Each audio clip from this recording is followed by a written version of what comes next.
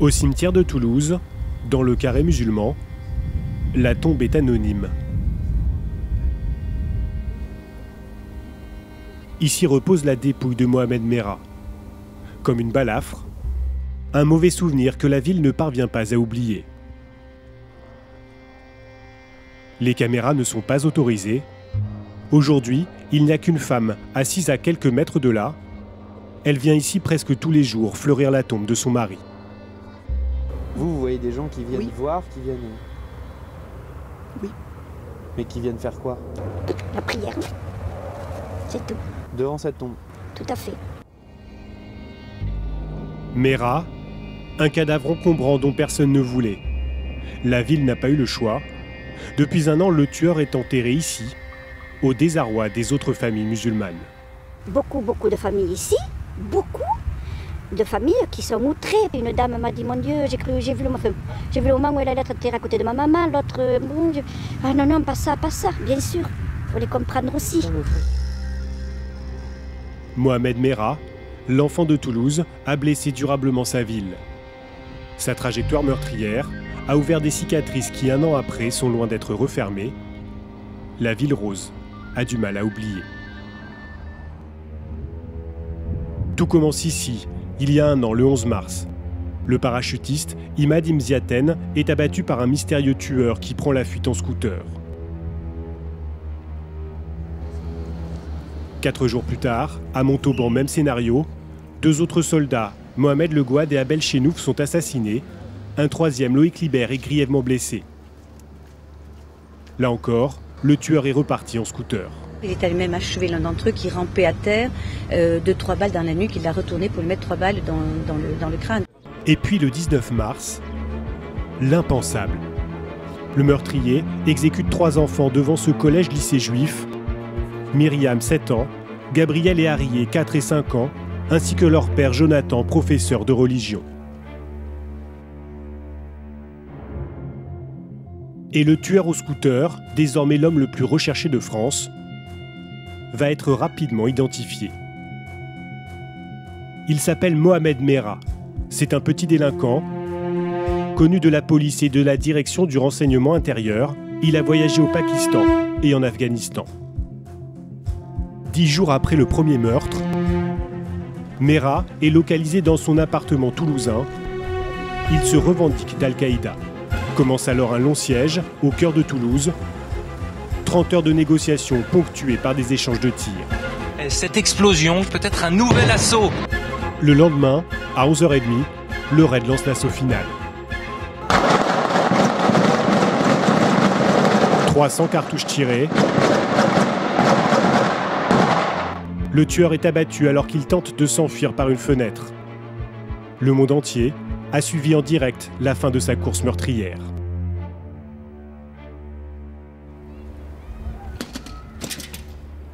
Un an après, à l'endroit où résonnaient les coups de feu, le quartier où habitait Merah semble revenu à la normalité. Derrière ses volets, au premier étage, voici le 2 pièces que le tueur occupait.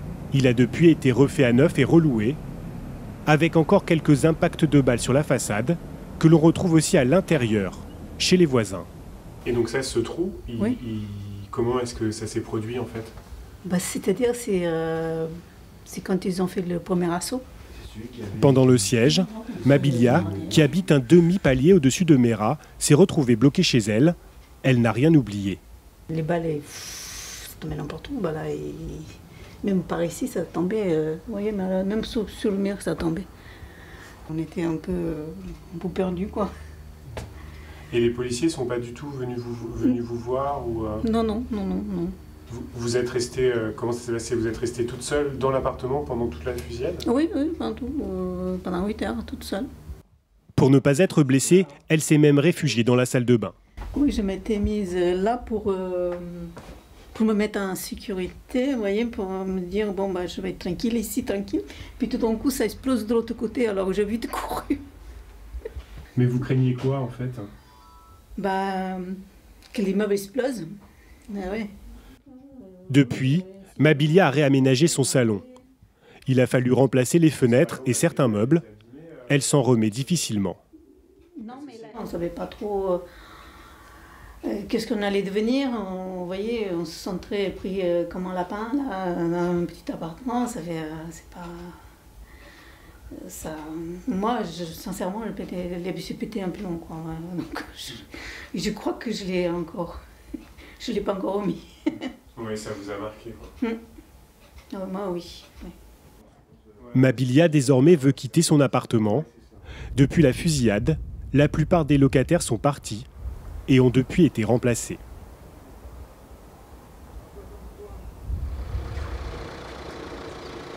Au collège et lycée juif, à l'endroit où les 3 enfants et l'enseignant ont été assassinés, la sécurité a évidemment été renforcée. Chaque matin, les élèves se pressent sous la protection des policiers et des vigiles. Pour l'instant, les journalistes ne sont pas autorisés à filmer à l'intérieur et peu de parents acceptent de s'exprimer.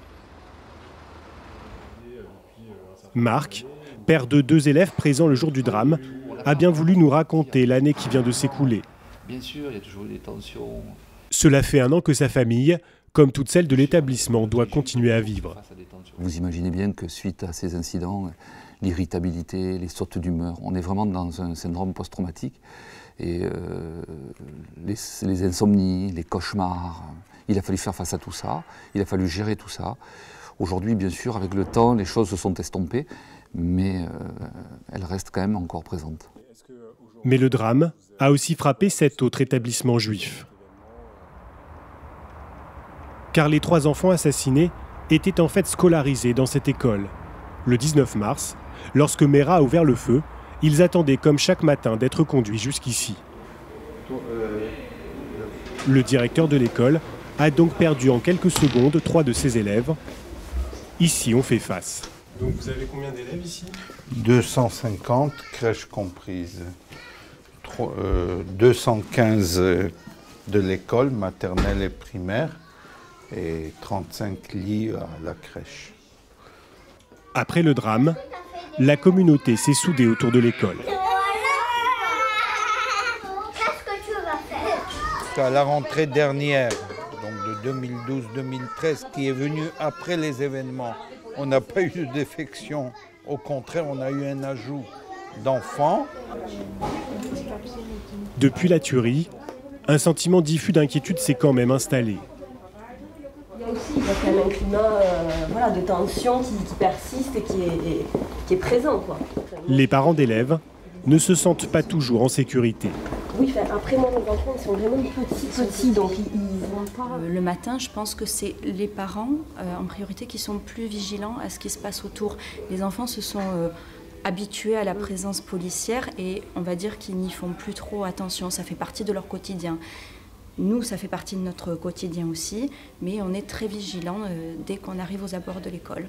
On regarde même dans les rues adjacentes, on regarde partout, voilà, parce qu'on a toujours ça à l'esprit et on est toujours sur nos gardes. Alors moi, j'ai une petite fille qui avait 6 ans au moment des faits et qui, du coup, a très très bien compris qu'il ne fallait pas se montrer en tant que... Enfin, révéler son judaïsme aux yeux des autres.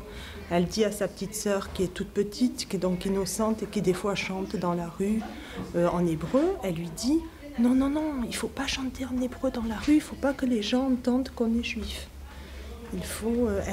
Pour son âge, elle a perdu l'innocence et elle est très discrète sur une médaille. Jamais elle mettra une médaille qui se voit. Voilà.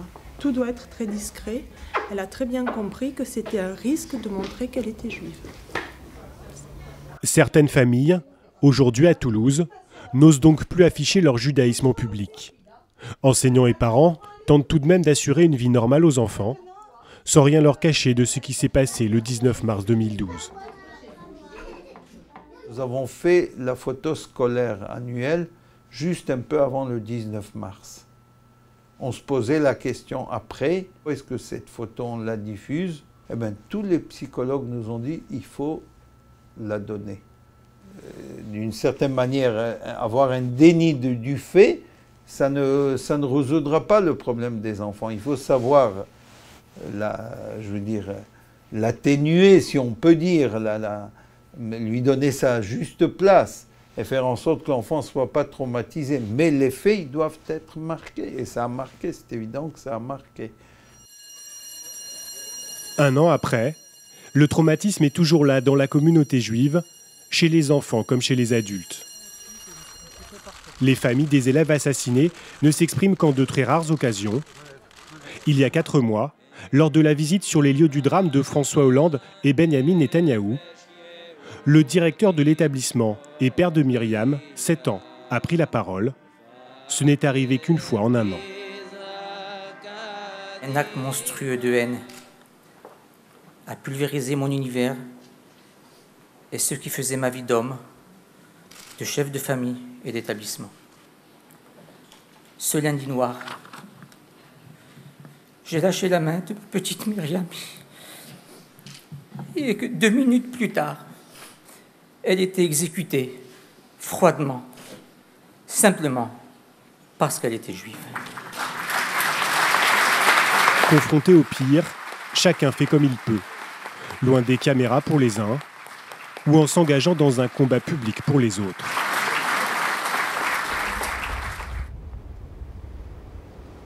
Un père a ainsi décidé de remuer ciel et terre pour tout savoir sur la mort de son fils.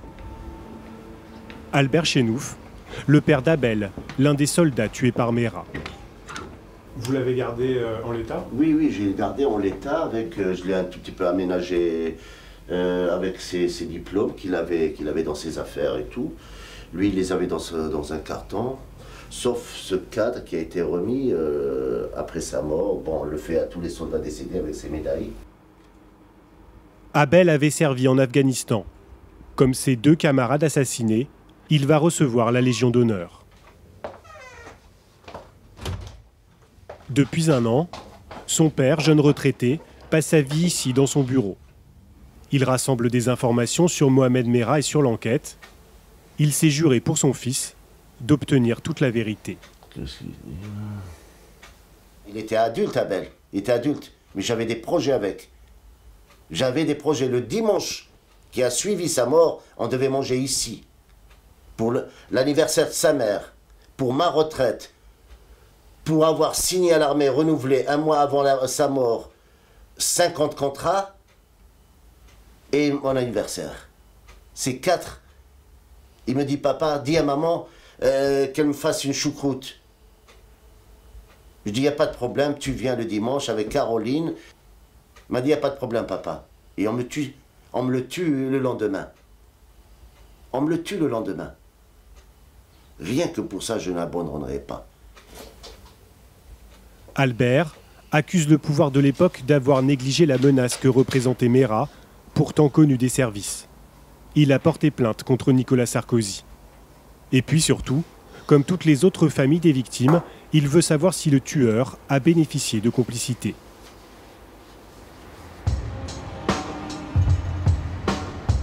Au cours de l'année qui vient de s'écouler, justement, Toulouse a vécu aussi au rythme des arrestations dans ce qu'on appelle l'affaire Mera. Les enquêteurs cherchent à savoir qui aurait pu l'aider, l'inciter ou qui aurait pu connaître son projet terroriste. En janvier, par exemple, 2 hommes ont été arrêtés. Présentés comme proches de la mouvance salafiste, ils ont été relâchés sans aucune charge. Nous avons retrouvé l'un d'entre eux. Comme je l'ai dit, je n'ai pas d'antécédent judiciaire, je n'ai jamais commis une infraction, je n'ai jamais eu de problème. Et je ne veux pas être médiatisé, je ne veux pas être de ce côté-là. Je veux qu'on reste tranquille avec cette affaire, moi j'ai rien à voir. J'ai été auditionné et voilà. Franchement, je veux plus entendre parler parce que même ma mère elle a vécu un cauchemar et je veux plus en parler. Je veux tourner la page. En décembre dernier, cet homme qui connaissait bien Mera a lui aussi été interpellé. Depuis, Charles Mancarelli ne décolère pas contre les services de renseignement. Vous pouvez m'expliquer comment s'est passée l'arrestation? Eh bien, je vous dis, on est venu chez ma soeur. Et chez ma soeur, on a cassé la porte, j'étais en train de dormir. Je ne savais pas du tout qu'est-ce qu'il allait m'arriver ou quoi qu'on allait me demander. Charles a été voisin de la famille Mera. Il a côtoyé Mohamed et son grand frère Abdelkader pendant plusieurs années. c'est ce qui le rendait suspect aux yeux des policiers. Qu'est-ce que vous leur avez dit par rapport à votre connaissance de la famille Mera? Que c'était mes voisins d'enfance, que c'était des copains, que je les ai pris dans le travail, que je les ai fait travailler dans le bâtiment déjà, ils ont travaillé avec moi sur des chantiers, et que j'avais une approche normale, comme tous les copains de quartier. On a beaucoup parlé de son radicalisme religieux. Est-ce que vous, c'est quelque chose que vous perceviez? Non. J'allais des fois en mosquée avec les frères Mera. Ça m'est arrivé, comme avec d'autres frères qui sont en Zizar, pas spécialement qu'avec eux. Et après, des fois, ils venaient me voir chez moi, chez mon épouse. Ils connaissaient mes petits, tout le monde les connaissait, quoi. Je veux dire, c'était des gens qu'à nous, ne nous ont jamais inquiétés, quoi, ni dans leurs paroles, ni... Charles va faire 96 heures de garde à vue. Les enquêteurs veulent être certains qu'il n'ait pas, même sans le savoir, rendu un service à Mera. On m'a demandé si j'avais vendu un scooter volé ou si j'avais vendu des armes. Voilà. Et moi, je leur ai dit non. Moi, j'ai rien vendu du tout. Je me disais quand même, je ne veux pas être embêté pour rien, parce que j'avais déjà entendu parler à la télé de ces histoires, et ça m'avait fait peur un peu. J'allais sortir, on m'a fait monter un étage, et on m'a dit, on ne te lâchera pas, on sera toujours derrière toi. Charles sera libéré, lui aussi sans aucune charge. Depuis, il veut porter plainte contre l'État. Pour l'instant, l'existence d'un réseau dont aurait fait partie Mera n'a jamais été prouvée. Seul son frère aîné, Abdelkader, considéré comme un islamiste radical, est mis en examen. Il a reconnu avoir été présent lors du vol du scooter, mais nie avoir eu connaissance du projet criminel de son frère. Par contre, à Toulouse, au-delà de l'existence d'un éventuel réseau, les autorités ont surtout une autre inquiétude. Que Mohamed Mera fasse des émules. Car il y a eu, depuis les crimes de Mera en mars dernier, une alerte sérieuse. Le 20 juin, un forcené prend en otage 4 personnes dans cette banque, à 500 mètres de l'appartement du tueur. Il se revendique lui aussi d'Al-Qaïda. L'homme sera maîtrisé, les otages libérés. Les revendications tournées autour de revendications religieuses mal définies, mal exprimées, et à l'heure qu'il est, il est difficile de savoir exactement ce qui guidait sa conduite, tout sauf rationnel. Mais sur le bureau du procureur, depuis un an, l'affaire Mera réapparaît surtout au fil de petits délits. À travers des insultes ou des provocations contre l'autorité, certains jeunes brandissent sans réfléchir le nom de Mera.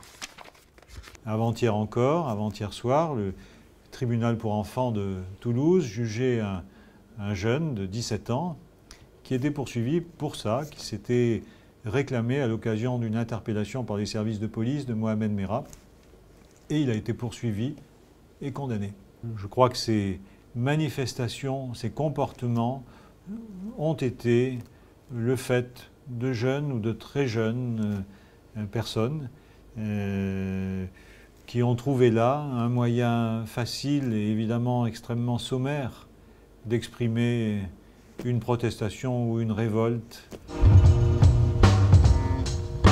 Ces quelques affaires, difficiles à recenser, impliquent surtout des jeunes issus des cités de Toulouse. Dans les quartiers où Mera a vécu, les Izards et ici le Mirail, beaucoup l'ont croisé. Dida lui aussi le connaissait. Comme beaucoup de jeunes à qui nous avons parlé, il a encore du mal à croire que le Mera qu'il a côtoyé se soit transformé en tueur en série islamiste. Nous, ce qu'on pense de ce qu'il a fait, certainement, c'est pas bien, tu vois. S'il l'a fait, je tiens à préciser. Mais après, faut pas croire que c'est un idole, faut pas croire qu'on l'idole, que c'est un exemple, que voilà, que c'est notre patron, enfin, que c'est notre patron, comment te dire, que c'est quelqu'un qu'on vénère, non, parce que les gens ils commencent à dire ça, mais c'est pas vrai. Mera n'est donc pas devenu une sorte de symbole dans les quartiers. En revanche, hors caméra, certains jeunes vont jusqu'à affirmer comprendre son geste. Des raisonnements confus où s'amalgament sentiment d'exclusion, identification aux Palestiniens et hostilité contre les Juifs. Je te dis honnêtement, dans les quartiers, il y a une haine des juifs. C'est vrai, tu vois. Et rien que par rapport à ça, il y a beaucoup de monde qui disent que c'est bien fait pour leur gueule. Vous parlez d'une haine contre les juifs? Mais le conflit israélo-palestinien, il y en a qui te diront comme ils te font, et il faut leur faire pareil. Et moi je l'ai compris, mais il y en a beaucoup qui n'ont pas compris qu'il y a une différence entre juifs et sionistes. Quand on parle de Mera, la plupart des jeunes évoquent à un moment ou à un autre les juifs. Comme si certains avaient oublié que le terroriste a aussi tué 2 soldats musulmans. Dans les quartiers, depuis un an, les jeunes en tout cas ont le sentiment d'être encore plus montrés du doigt. À l'heure de la prière, dans cette mosquée que fréquentait Mera, 2 jeunes viennent spontanément nous dire leur ras-le-bol. Par rapport aux gens, aux préjugés qu'ils peuvent avoir, c'est sûr que voilà, maintenant les gens, c'est plus islam et terroriste, ils ont du mal à faire la différence. Donc voilà, pour eux les gens musulmans, c'est forcément un terroriste, ou un terroriste, c'est forcément un musulman. Depuis l'affaire Mera, c'est pas à cause de lui qu'on le montre du doigt, mais même avant, même depuis le 11 septembre, on va pas se mentir. Et avec Mohamed Merah, ça nous a pas aidé, quoi, ça a empiré. Mais c'est pas pour autant qu'on a un souci avec les chrétiens ou les juifs ou quoi. Il faut pas que la population pense que dans les banlieues se crée un réseau terroriste. C'est pas le cas, c'est ce qui ressort un peu en ce moment. Et non, c'est pas le cas. Mohamed Merah, comme disait mon cousin, c'est un cas à part. Ce qu'il a fait, c'est mal. C'est contre la religion parce qu'il a tué des personnes, et notamment des enfants. Sentiment d'amalgame chez certains jeunes des quartiers. Et inquiétude au sein de la communauté juive, présente à Toulouse depuis des siècles. Pierre Lasserie a une fille qui était là il y a un an lors de la tuerie au collège-lycée. Depuis ces instants d'horreur, il veut surtout retenir le soutien exprimé par tout un pays. La communauté juive, qu'elle soit de Toulouse, de Paris ou d'ailleurs, elle fait partie intégrante de la République. Voilà. Et ça, c'est des choses qu'il a fallu affirmer, qui n'étaient pas évidentes pour tout le monde. Et voilà, ça me fait plaisir qu'aujourd'hui, ces choses-là soient dites et redites dans ces moments qui ont été très difficiles. Vous avez envisagé à un moment de quitter Toulouse ou la France? Non, je n'ai pas du tout envisagé de quitter Toulouse ou la France. De toute façon, il y a quelques Français juifs qui décident de faire leur alia, c'est-à-dire d'aller vivre en Israël, et c'est tout à fait légitime. Voilà, moi, je n'y ai jamais pensé. Parce qu'on est arrivé de... Comme chaque semaine, ce vendredi soir, Pierre retrouve ses enfants et sa mère pour le Shabbat. Ne regarde pas la caméra. Bonjour. Ça va ma fille? Ouais, toi? Ça va. Des moments en famille, devenus encore plus précieux après la tragédie du 19 mars. Bon, Chine. Ouais. Tu vois rien? On ne peut pas oublier tout ce qui s'est passé. Je me rappelle encore quand Clara m'a téléphoné en pleurs ce matin devant l'école. Il est passé à côté de moi. C'est quelque chose, c'est un cauchemar. Un an après, la famille a surmonté le choc. Mais pour Pierre, la question des rapports entre certains jeunes des quartiers et la communauté juive doit être abordée sans tabou et au plus vite. Enfin, c'est une question très complexe. Moi, personnellement, je n'ai pas une seule réponse à cette question. Et alors, on a beaucoup parlé de l'importation du conflit israélo-palestinien en France et en Occident en général. C'est vrai, c'est certainement une des raisons. C'est une raison idiote, parce que ça n'a absolument rien à voir. Ce qui se passe en Israël n'a absolument rien à voir avec ce qui se passe ici. Les Juifs ne sont pas des Israéliens. Beaucoup de Juifs ne sont pas forcément d'accord avec la politique qui est menée en Israël. Et puis finalement, ça ne les regarde pas autant que ça ne regarde pas non plus les jeunes des banlieues. Heureusement, il y a beaucoup de gens qui sont prêts à s'investir, qui sont prêts à donner leur énergie, leur intelligence pour que le rapprochement puisse avoir lieu. C'est ce fameux rapprochement, moi, que j'appelle de mes voeux. Oups. Et Pierre a quelques bonnes raisons d'y croire. Des coquilles Saint-Jacques. Ouais, génial.